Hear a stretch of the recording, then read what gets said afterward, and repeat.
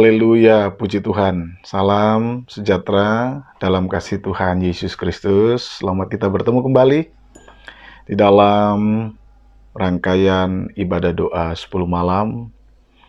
Dan saya berdoa kiranya berkat Tuhan, kasih Tuhan senantiasa mengalir atas hidup Bapak, Ibu, dan Saudara sekalian. Dimanapun engkau berada, engkau tetap ada di dalam berkat dan penyertaan Tuhan. Kita akan mulai ibadah kita pada hari ini. Mari kita siapkan hati kita. Kita mohon Tuhan hadir, memenuhi hati dan pikiran kita dengan kuasa-Nya dan memenuhi kita dengan Roh Kudus-Nya. Mari naikkan pujian. Kini saatnya berdiri di altar-Nya.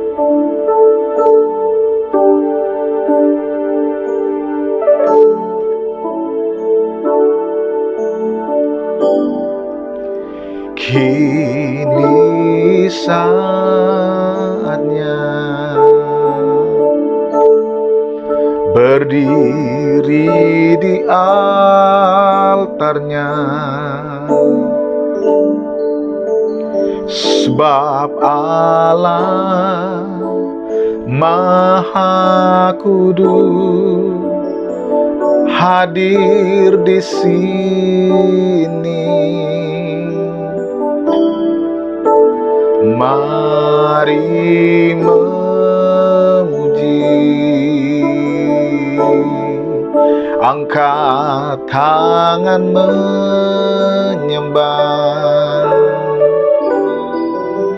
sebab Allah Maha Kudus hadir di sini.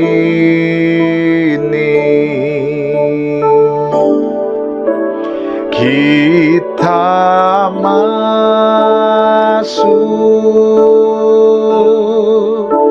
tata suci-Nya, bersama para malaikat menyembah.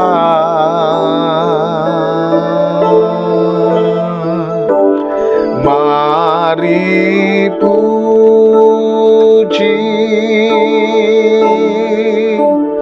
Yesusku,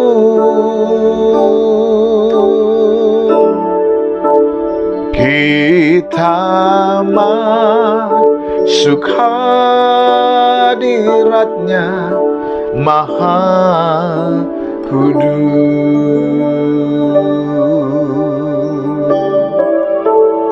Kini saatnya berdiri di altar-Nya, sebab Allah Maha Kudus hadir di sini. Mari memuji, angkat tangan menyembah, sebab Allah Maha Kudus hadir di sini.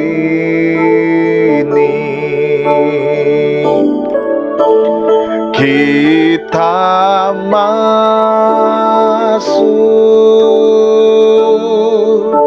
tata suci-Nya,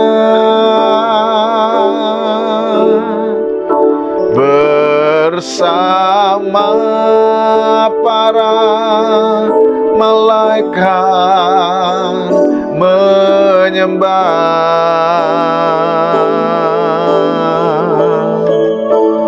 Mari puji Yesusku,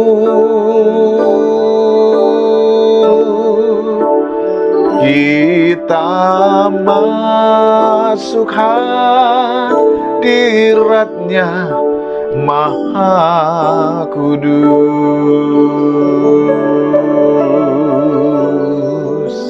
Kita masuk hadiratnya Maha Kudus.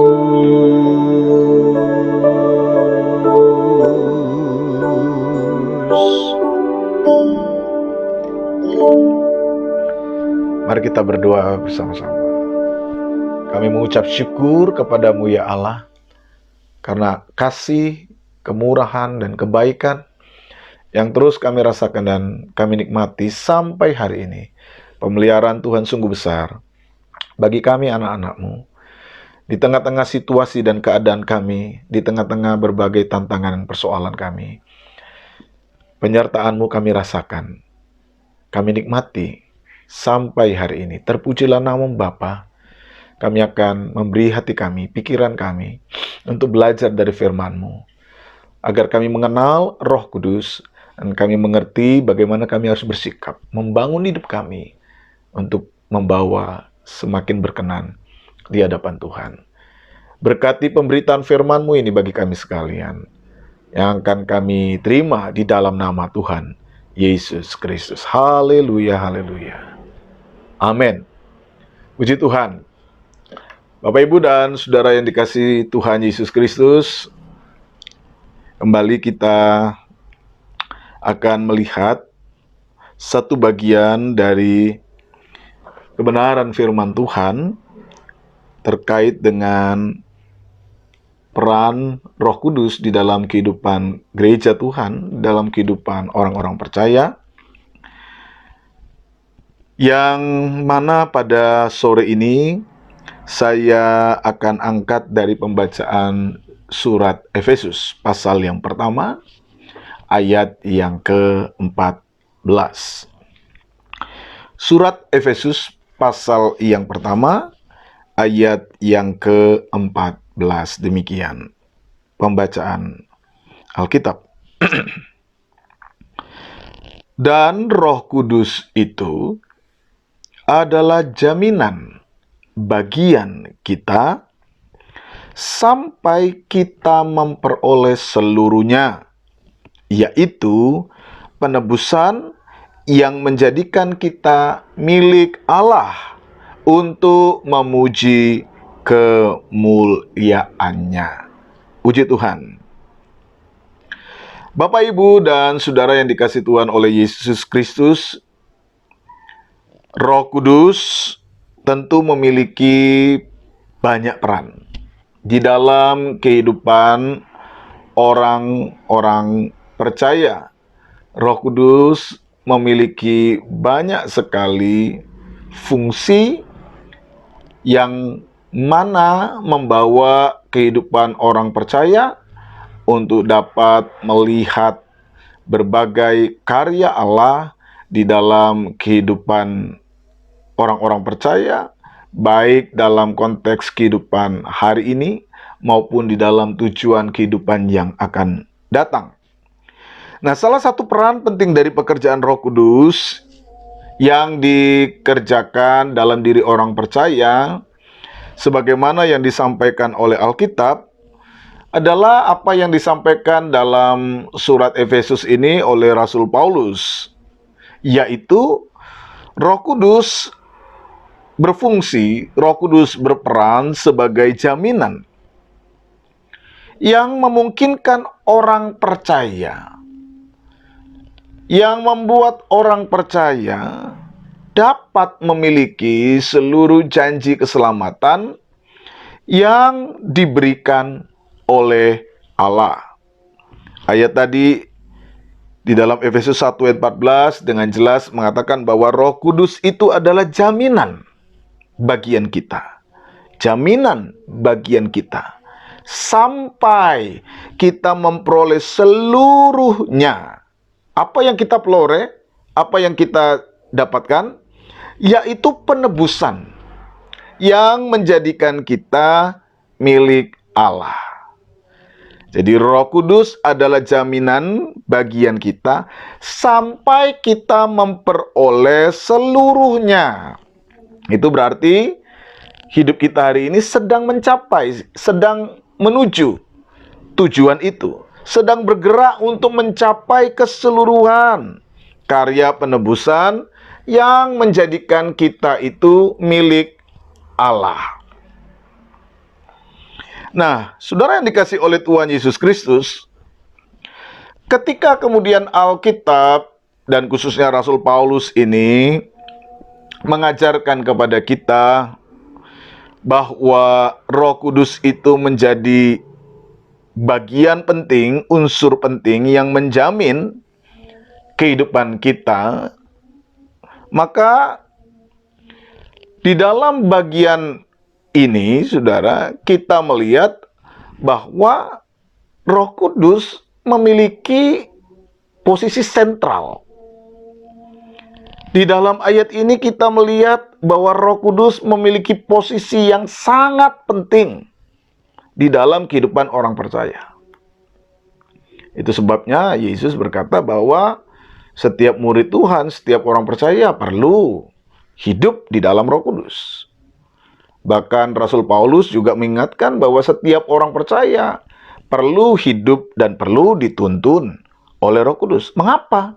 Karena Roh Kudus itu ternyata memiliki peran yang sangat sentral. Roh Kudus hadir dalam diri orang percaya ketika Allah memeteraikannya. Pada saat orang percaya itu menerima keselamatan karya dari Tuhan Yesus Kristus. Ketika orang percaya itu menerima karya Tuhan melalui sikap percaya, melalui iman, Alkitab katakan disitulah Allah memeteraikan kehidupan orang percaya itu. Saudara nanti bisa baca di dalam ayat sebelumnya, di dalam Efesus pasal 1 ini, ayat yang ke-13. Di dalam Dia, di dalam Kristus, Allah mengerjakan pemeteraian itu. Allah memeteraikan Roh Kudus menjadi bagian dalam diri kita. Kata meterai itu sendiri tentu memiliki pemahaman yang menunjukkan bahwa kita itu sudah diikat. Nah, kita menjadi milik dari karya Allah. Kita menjadi milik dari Allah. Meterai menjadi tanda bahwa kita melalui sikap percaya menjadi bagian yang ada di dalam diri Allah. Nah, oleh karena Allah memeteraikan kita, maka ayat selanjutnya, konsekuensi logis yang muncul bahwa Roh Kudus itu menjamin setiap kehidupan orang percaya untuk dapat menikmati keseluruhan janji Allah. Nah, saudara yang dikasih oleh Tuhan, namun pertanyaan pentingnya adalah, apakah arti yang dimaksud oleh Rasul Paulus ketika mengatakan bahwa Roh Kudus itu adalah jaminan yang Allah berikan kepada kita? Apakah artinya ketika Roh Kudus itu menjadi jaminan bagian kita, jaminan bagian orang percaya yang memampukan kita, yang memungkinkan kita untuk bisa memperoleh keseluruhan karya penebusan dari Allah itu. Nah, untuk sampai ke sana, mari kita perhatikan penggunaan kata jaminan itu sendiri. Bapak, Ibu, dan Saudara yang dikasih oleh Tuhan Yesus Kristus, kata jaminan yang dipakai di dalam Alkitab kita tadi, itu adalah kata yang berasal dari satu kata Yunani yang disebut arabon. Arabon. Kata arabon yang diterjemahkan sebagai jaminan di dalam bahasa Indonesia adalah sebuah istilah Yunani yang umum yang biasa dipakai di dunia perdagangan di zaman Yunani kuno. Jadi istilah arabon yang diterjemahkan sebagai dengan kata jaminan di dalam bahasa kita sebenarnya adalah sebuah istilah perdagangan, istilah bisnis. Istilah yang ada di dalam dunia perdagangan yang seringkali digunakan di dalam transaksi ekonomi antara penjual dan pembeli, atau antara pembeli dan penjual. Istilah ini adalah istilah yang umum, walaupun di dalam Alkitab istilah ini tidak banyak muncul, tetapi istilah ini bukan istilah yang asing, tapi istilah yang umum. Nah, kata jaminan ini sebenarnya berfungsi sebagai, atau kata arabon ini berfungsi sebagai sebuah pengikat di dalam transaksi perdagangan itu. Ya, di dalam konteks kita di Indonesia mirip dengan jaminan lah. Ya, ketika kita menjaminkan sesuatu di dalam transaksi itu ya. Kita menjaminkan transaksi itu melalui bisa dengan uang, DP, down payment, uang muka, atau kita menjamin sesuatu dengan cara-cara yang lain. Jadi intinya kata arabon itu adalah sebuah kata yang biasa dipergunakan untuk menjamin bahwa transaksi ini pasti akan selesai. Transaksi jual beli ini pasti akan selesai. Misalnya contoh seorang perempuan membeli sapi misalnya. Maka kemudian dia memberikan 1.000 drachma sebagai uang jaminan. Jadi kata arabon tadi itu ada dalam bentuk uang 1.000 drachma tadi untuk membeli sapi. Jadi 1.000 itu bukan keseluruhan harga sapi itu, tetapi dengan memberikan uang 1.000 drachma itu, si pembeli menjamin bahwa ia akan menyelesaikan seluruh transaksi itu tepat pada waktu sebagaimana yang telah dijanjikan. Uang 1.000 drachma inilah yang disebut dengan arabon. Ya. Jadi memang kita bisa melihat bandingannya dalam konteks kita itu seperti down payment. Walaupun memang kata arabon ini sendiri tidak bisa secara sejajar disamakan dengan down payment, karena biasanya down payment itu bisa angus ketika orang tidak menepati perjanjian. Sedangkan kata arabon ini lebih dipergunakan dan dipakai untuk menjelaskan ikatan transaksi itu yang pasti akan diselesaikan dengan baik. Nah, inilah sebenarnya pemahaman kata arabon, saudara. Kata jaminan yang ada di dalam konteks ayat ini. Dalam dunia modern Yunani, ketika seseorang menggunakan kata arabon, maka konteksnya sedikit bergeser secara lebih spesifik kepada konteks di mana orang berbicara arabon di dalam dunia pertunangan. Jadi kalau misalnya seseorang bertanya kepada seorang gadis Yunani, mana arabonmu? Maka dia akan menunjukkan cincin pertunangannya. Jadi cincin pertunangan itu seringkali disebut sebagai arabon. Nah, saudara, dengan memahami konteks ini, dengan melihat konteks ini, maka kita dapat sedikit memiliki gambaran ketika Rasul Paulus bicara bahwa Roh Kudus itu adalah jaminan bagian kita sampai kita memperoleh seluruh janji keselamatan itu.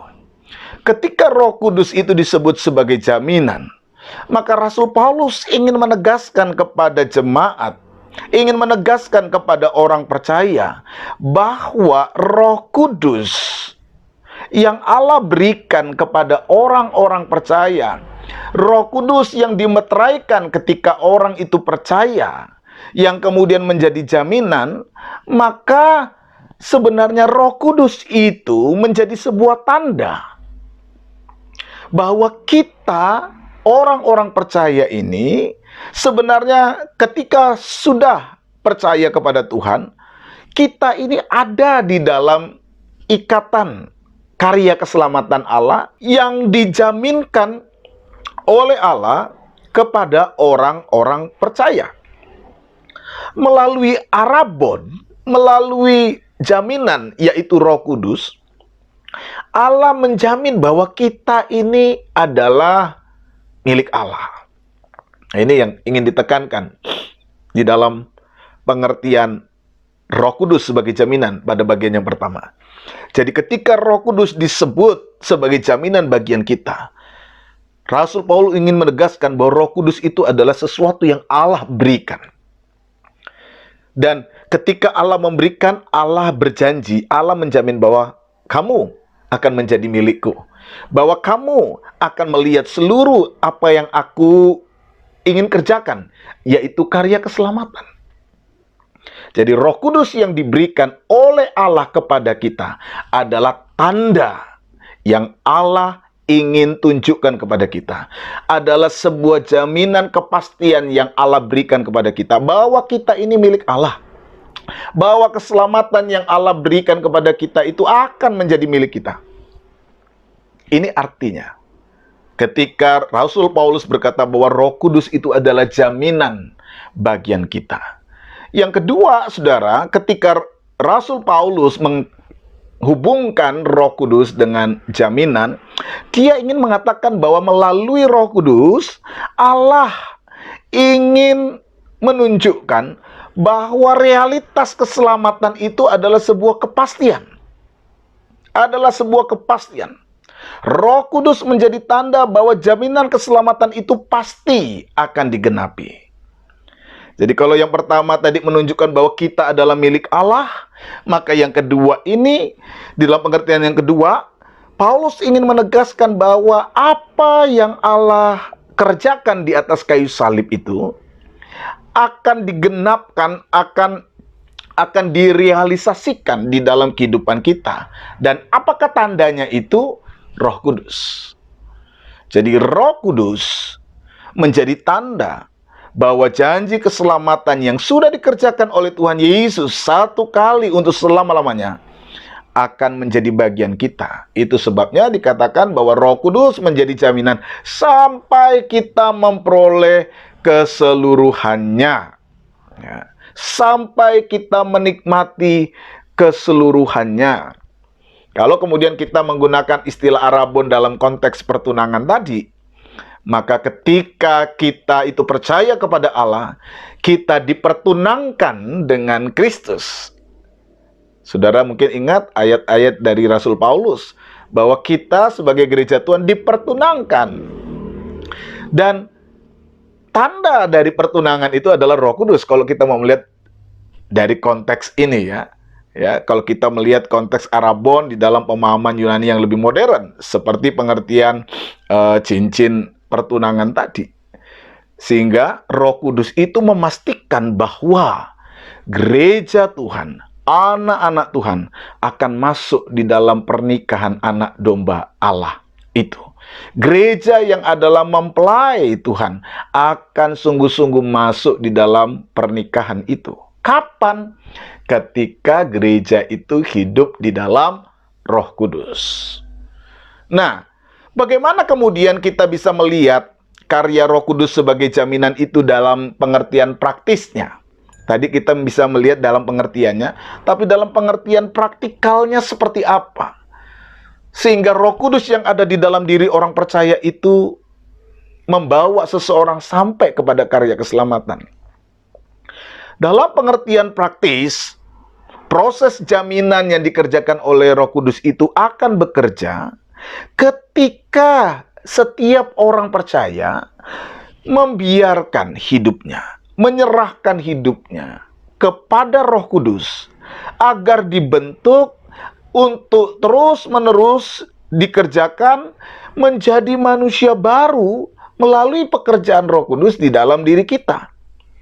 Karena Roh Kudus pasti akan mengerjakan seluruh kehendak Bapa sebagaimana yang diajarkan oleh Yesus Kristus kepada kita. Roh Kudus akan terus membimbing, Roh Kudus akan terus memimpin, Roh Kudus akan terus menuntun kita agar kita taat kepada kehendak Bapa. Ya. Inilah pekerjaan Roh Kudus. Roh Kudus akan membimbing, Roh Kudus akan menuntun. Makanya hidup yang penuh dengan Roh Kudus itu, saudara, artinya sebuah kehidupan yang dikuasai secara total oleh Roh, dan dia terus dibimbing oleh Roh dalam kehidupannya. Sebagaimana Roh Kudus terus berkarya dalam diri Yesus, demikian juga para pengikut Kristus seharusnya dipimpin terus oleh Roh Kudus. Karena Roh Kudus akan membentuk. Roh Kudus yang bekerja dalam karya keselamatan, Roh Kudus yang bekerja di dalam membentuk manusia baru tadi itu akan terus bekerja. Sehingga benih ilahi yang masuk di dalam kehidupan orang percaya melalui proses iman, proses percaya, karya keselamatan itu terus bekerja. Benih ilahi itu terus bekerja, membawa kita sampai memiliki sebuah keserupaan dengan gambaran anaknya, yaitu Yesus Kristus. Siapa yang membawanya? Roh Kudus. Roh Kudus. Itulah sebabnya di dalam Roma pasal 8 ayat 14, Paulus berkata bahwa siapakah yang disebut anak-anak Allah adalah semua orang yang dipimpin oleh Roh Allah. Semua orang yang dipimpin oleh Roh Allah menjadi anak Allah, yang mengikuti teladan Yesus Kristus, yang adalah anak Allah, yang diproklamasikan oleh Allah ketika Roh Kudus turun di dalam diri Yesus di Sungai Yordan. Inilah anakku yang kukasihi. Sehingga setiap orang percaya yang mau mengikuti teladan Kristus akan juga menjadi anak-anak Allah. Kapan? Menurut Rasul Paulus, ketika Roh Kudus terus memimpin kehidupannya. Mereka yang dipimpin oleh Roh Kudus, merekalah yang disebut anak-anak Allah. Disinilah kita bisa melihat bagaimana Roh Kudus itu menjamin seseorang. Bagaimana Roh Kudus menjamin karya keselamatan itu? Karena Roh Kudus yang ada dalam diri seseorang akan terus menggerakkan, menuntun, membimbing, membawa seseorang itu dari hari ke hari pada langkah-langkah yang dikehendaki oleh Tuhan. Setiap hari Roh Kudus memimpin. Ketika dia bekerja, ketika dia berusaha, ketika dia hidup di dalam seluruh perjalanan hidupannya, ketika dia harus mengambil keputusan, ketika dia sedang memilih apa yang harus dia kerjakan, Roh Kudus akan memimpin kehidupan orang itu. Dan Roh Kudus tidak akan pernah memimpin seseorang untuk bersikap yang jahat. Roh Kudus akan memimpin seorang untuk taat kepada kehendak Bapa, untuk taat kepada kehendak Kristus. Jadi secara praktikal, Roh Kudus akan beroperasi di dalam hidup orang percaya. Dan ketika orang percaya mau dipimpin oleh Roh, ya, mau dituntun oleh Roh, dan idealnya seperti itu. Walaupun kemudian dalam faktanya banyak juga orang-orang yang mengaku dirinya Kristen, tapi tidak mau dipimpin oleh Roh. Inilah kemudian kritik Rasul Paulus kepada jemaat di Galatia. Kalau kamu berkata kamu hidup di dalam Roh, hendaknya kamu dipimpin. Mengapa Paulus menyampaikan kritik itu? Karena seakan-akan ada sebuah paradoks antara mereka yang mengaku tinggal di dalam Roh, tapi kok kehidupannya tidak dipimpin oleh Roh. Nah, inilah kemudian yang membuat Rasul Paulus menegaskan kepada jemaat bahwa kalau kamu tinggal di dalam Roh, ya harusnya dipimpin oleh Roh. Dan setiap orang yang mau dipimpin oleh Roh, dialah yang kemudian akan dibawa sampai memiliki seluruh janji keselamatan itu. Jadi, secara praktek di dalam kehidupan orang percaya, bagaimana sebenarnya proses pekerjaan Roh Kudus yang menjamin itu? Ya, ketika orang itu mau dipimpin oleh Roh Kudus. Nah, karena itulah saudara, di dalam kesadaran bahwa Roh Kudus adalah jaminan yang Allah taruh dalam diri kita, maka kita punya tanggung jawab sebagai anak-anak Tuhan. Kita ini sedang ada di dalam sebuah ikatan perjanjian dengan Allah. Ya. Ketika Roh Kudus ada dalam diri kita bukan jadi milik kita sendiri. Kita sudah ada di dalam perjanjian dengan Allah. Kita menjadi milik Allah. Rasul Paulus dan ayat-ayat yang lain di dalam Alkitab berkata, hidupku bukannya aku lagi sejak aku diselamatkan, tapi Kristus yang ada di dalam aku. Hidupku adalah milik Allah. Nah, Maka, saudara, sebagai anak-anak Tuhan yang sadar bahwa Roh Kudus itu sudah ditaruh di dalam diri kita, maka sebagai anak-anak Allah yang sadar dan mengerti pekerjaan Roh Kudus, apa yang kemudian menjadi sikap kita? Bagaimana kemudian kita membangun sikap kita yang sadar akan pekerjaan Roh Kudus? Sikap kita adalah tidak lain tidak bukan menjaga agar Roh Kudus itu tetap tinggal, tetap berkarya di dalam diri kita. Roh Kudus itu kemudian harus tetap tinggal, tetap berkarya di dalam hidup kita. Bagaimana wujudnya? Nah, di dalam surat Efesus ini kemudian Rasul Paulus menegaskan pilihan-pilihan sikap itu. Tidak lain adalah di dalam Efesus 4 ayat 30, di mana dikatakan, dan janganlah kamu mendukakan Roh Kudus Allah yang telah memeteraikan kamu menjelang hari penyelamatan. Janganlah kamu mendukakan Roh Kudus Allah yang telah memeteraikan kamu menjelang hari penyelamatan. Sikap kita apa, saudara? Ketika kita tahu bahwa Allah sudah memeteraikan karyanya, sudah memeteraikan Roh Kudus dalam diri kita, maka Rasul Paulus meminta kepada kita, janganlah kamu mendukakan Roh Allah yang sudah dimeteraikan di dalam dirimu ketika Allah menyelamatkan kamu. Jangan dukakan Roh Kudus itu di dalam diri kita. Hal apa sih yang bisa membuat Roh Kudus berduka? Nah, saudara nanti bisa baca di dalam surat Efesus pasal 4 ayat 31 atau ayat-ayat sebelumnya. Saudara akan menemukan hal-hal yang dapat membuat Roh Kudus itu berduka. Kegeraman, kepahitan, dan segala macam hal-hal yang tidak berkenan di hadapan Allah. Kita adalah bait Roh Kudus.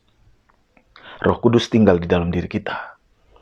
Dan sebagai Roh Allah yang kudus, Allah ingin agar kita menjaga hati kita, menjaga hidup kita, menjaga pikiran kita, menjaga perilaku kita, agar Roh yang kudus itu tidak berduka. Saudara, di dalam kitab Yesaya pasal 63 ayat 10, di situ dikatakan tentang sikap orang-orang Israel yang memberontak kepada Allah. Di dalam Yesaya 63 ayat 10 dikatakan, tetapi mereka memberontak dan mendukakan Roh Kudusnya. Maka ia berubah menjadi musuh mereka dan ia sendiri berperang melawan mereka. Saudara, saya merasa bahwa Rasul Paulus juga mencoba melihat apa yang dikatakan di dalam Yesaya 63 ayat 10 ini. Jadi di dalam pembacaan Efesus 4 ayat 30 ini kita bisa melihat sebuah pembacaan intratekstual di mana pemahaman Yesaya 63 ayat 10 itu nampak digunakan oleh Rasul Paulus dalam ayat ini, di mana dia menggunakan istilah mendukakan Roh Kudus. Karena di dalam Yesaya ini sikap yang mendukakan Roh Kudus lahir dari sebuah pemberontakan. Ya. Sehingga Allah justru menjadi lawan mereka. Nah, saudara, tanggung jawab orang percaya menjaga bagaimana Roh Kudus itu tetap menjadi bagian dalam diri kita. Bagaimana Roh Kudus yang sudah dimeteraikan dalam diri kita seharusnya membuat kita sadar, oh, aku ada dalam sebuah ikatan perjanjian dengan Allah. Allah sudah berkarya dan bekerja dalam diriku. Dan aku yakini bahwa Allah tidak akan pernah ingkar janji di dalam kehidupannya. Allah tidak akan ingkar janji terhadap apa yang ia kerjakan. Tetapi Allah juga menuntut hidup kita untuk mempertahankan kehidupan di dalam roh. Sebab yang akan menjadi orang-orang yang melihat realitas keselamatan adalah orang-orang yang senantiasa hidup di dalam roh. Biarkan Roh Kudus menjadi tanda dalam diri kita. Biarkan Roh Kudus itu menjadi pengenal bahwa kita ini adalah milik Allah.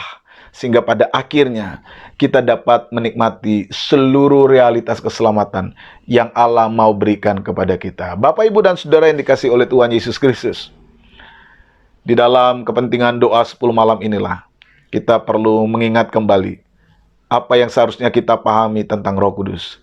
Dan bagaimana kita harus mengerti karya Roh Kudus dalam diri kita. Saya berdoa, kiranya Tuhan senantiasa terus memberkati Bapak, Ibu, dan saudara sekalian untuk dapat tinggal di dalam pekerjaan rohnya. Karena ketika kita tinggal di dalam pekerjaan rohnya, Roh Allah terus memperbarui kita. Roh Allah terus membimbing kita. Roh Allah terus menuntun kita pada jalannya. Saya yakin kita akan mencapai keseluruhan janji realitas keselamatan itu. Dan bukan hanya nanti kita menikmatinya. Hari ini kita sudah bisa mencicipi realitas keselamatan itu. Kita sudah dapat menikmati realitas keselamatan itu. Kapan? Melalui pekerjaan Roh Allah di dalam diri kita. Ketika Roh Allah bekerja, maka saudara akan melihat, saudara dapat merasakan bagaimana nikmatnya realitas keselamatan itu di dalam dirimu. Ketika Roh Allah itu hadir dalam hidupmu, engkau akan melihat karya keselamatan itu. Di dalam bagian Injilnya, Injil Matius pernah mengatakan bahwa ketika engkau mengusir roh jahat dengan kehadiran Roh Allah, maka pada saat itu sebenarnya kerajaan Allah sudah hadir dalam dirimu. Realitas keselamatan yang sering digambarkan di dalam kehadiran kerajaan Allah dapat kita rasakan ketika Roh Kudus ada di dalam diri kita. Ketika Roh Kudus bekerja di dalam diri kita, yang adalah jaminan untuk kita menikmati keseluruhannya, itu sudah kita dapat rasakan. Karena itu tetaplah tinggal di dalam Roh Kudus. Biarkan Roh Kudus membimbing dan memimpin hidup saudara. Engkau akan merasakan karya keselamatan itu. Dan engkau akan menikmati puncaknya ketika kita bertemu dengan Allah. Tetap setia, tetap kuat, tetap berjalan di dalam roh. Biarkanlah Roh Kudus membimbing hidup saudara untuk membawa kita menikmati keseluruhan janji keselamatan Allah itu. Tuhan kiranya memberkati kita sekalian. Puji Tuhan.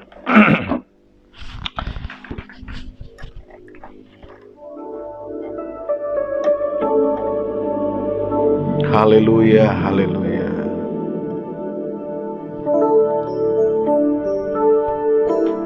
Biarkan Tuhan berkarya dan bekerja dalam diri kita.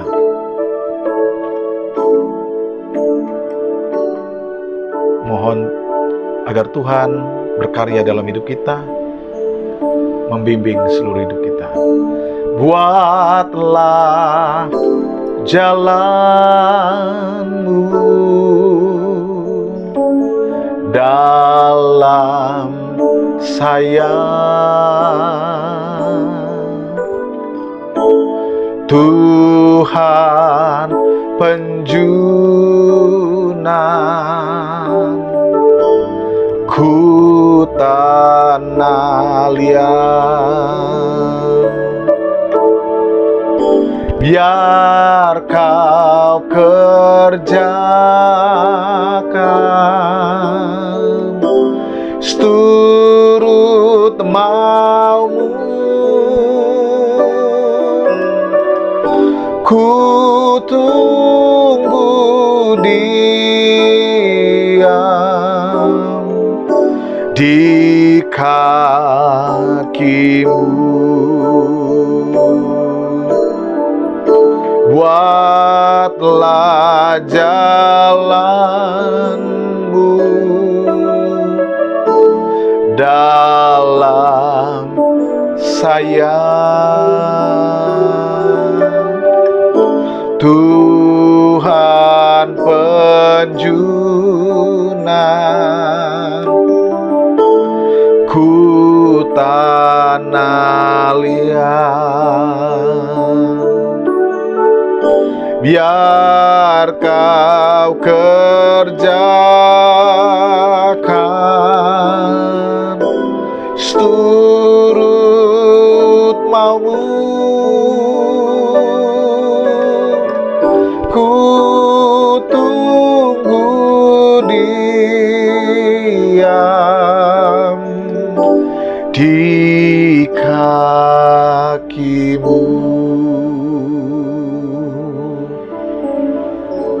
Mari kita berdoa. Buatlah jalanmu di dalam kami ya Bapa. Buatlah jalanmu di dalam kehidupan kami ya Allah. Engkau penjunan, kami tanah liat. Bentuklah kami terus sesuai dengan kehendak-Mu. Kami percaya bahwa Engkau akan terus bekerja melalui Roh Kudus-Mu dalam hidup kami, yang menjamin kami untuk sampai kepada realitas keselamatan itu. Berkarya dan bekerjalah terus dalam hidup kami. Kami menyerah di dalam tangan-Mu. Kami berserah kepada Engkau. Mari ya Tuhan, bimbing dan pimpinlah kami. Tuntunlah kami, dan biarkanlah kami mengenal Engkau di dalam seluruh kehidupan kami sekalian. Kami berdoa bagi setiap anak-anak-Mu yang mendengarkan firman. Biarlah mereka senantiasa terus bertumbuh di dalam pengenalan firman Allah, hidup dalam kehendak Allah, bekerja di dalam Allah, dan Roh Kudus memimpin dan terus menuntun kehidupan mereka semua. Biarkanlah mereka dapat merasakan realitas keselamatan itu. Tidak hanya hari ini, tetapi sampai kepada puncak keselamatan itu bersama-sama dengan Tuhan. Biarkanlah firman-Mu tertanam dalam hati kami, berkarya dan bekerja dalam hidup kami, membimbing hidup kami dari hari ke hari. Terima kasih Bapa, terima kasih. Kami akan menutup seluruh ibadah kami, doa kami, renungan firman-Mu ini. Dan kiranya Engkau yang memberkati kami sekalian. Kami mohon tangan berkat-Mu turun atas kami sekalian. Saudaraku yang terkasih, terimalah berkat Tuhan. Kiranya anugerah damai sejahtera dari Tuhan Yesus, kasih Allah Bapa dalam persekutuan Roh Kudus, menyertai dan memberkati engkau hari ini sampai selama-lamanya dalam nama Tuhan Yesus Kristus. Haleluya, haleluya. Amin. Tuhan kiranya memberkati Bapak, Ibu, dan saudara sekalian. Tetap berjalan dalam Roh Kudus, karena Roh Kudus yang menjamin kita sampai pada keseluruhan janji keselamatan. Haleluya, haleluya. Puji Tuhan.